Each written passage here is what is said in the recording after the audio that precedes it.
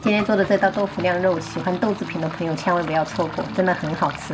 这个肉馅还是昨天做那个肉末茄子剩下的，就用这个来调。来一点点盐，适量的白胡椒粉，1勺的酱油，我们给它充分抓匀。主要是让这个肉末提前入一个底味啊，就这样子就可以了。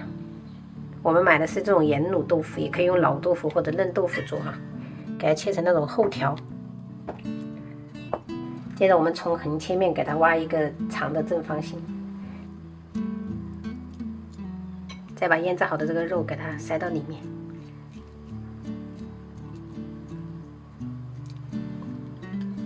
因为今天我婆婆是直接把鸡汤炖好了端过来的，不然的话，就是如果自己熬汤的话，就可以把这一些边角料给它放到汤里面去煮，就不浪费了。料头的话，我们就准备点生姜跟葱白啊，切一切。这是提前泡了一点这种干贝跟干虾仁，我是打算做一点那种海鲜味的。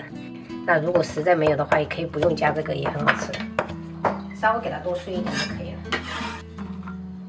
接下来我们调个酱汁，来1勺白糖、生抽，一点点老抽上色，小半勺蚝油，2小勺玉米淀粉，然后加入多一点的清水搅匀。酿豆腐的话，这个酱汁要多一点点，我喜欢那个汁水挂在那个豆腐上面会比较好吃，会爆汁的感觉。用铁锅操作的话，就是第一步一定要把这个锅烧到冒烟的程度，我们再倒食用油吧。油温30度的时候，我们就下入豆腐啊，最好是肉朝下的煎。然后放上去就不要去动它了哈，让它煎到金黄色。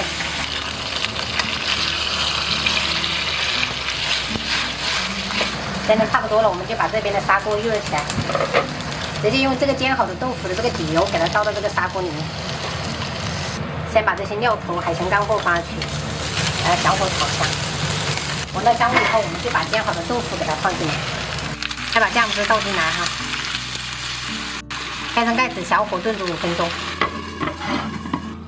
好了，时间到了，朋友们，最后我们撒点葱花点缀。